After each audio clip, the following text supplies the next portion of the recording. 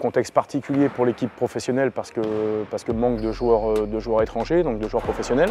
Et c'est un contexte qui est plutôt favorable pour les espoirs de la version 2020-2021 parce qu'on a 6 joueurs qui sont à temps complet avec l'équipe professionnelle.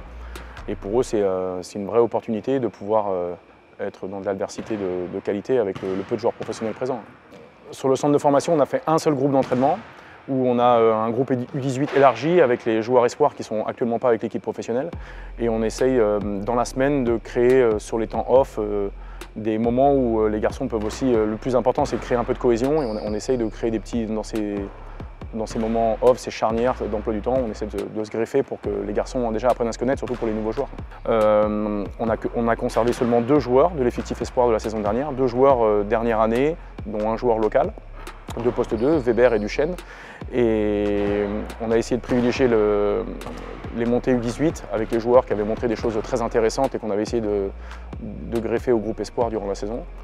Et le reste, on est parti sur 4 recrues, 4 apports de l'extérieur sur des besoins qu'on avait. On est tous, y compris eux, habités par la même volonté de vouloir progresser. Donc on est sans cesse au quotidien à essayer de lutter pour combler les carences, et se rapprocher de ce qui se fait au plus haut niveau. Et en l'occurrence, ce qui se passe actuellement avec le Covid et que l'équipe soit au quotidien avec l'équipe professionnelle, on est clairement dedans. Et d'abord, on va essayer de progresser. D'abord, on va essayer de les amener vers des standards que les coachs peuvent avoir besoin sur le niveau pro.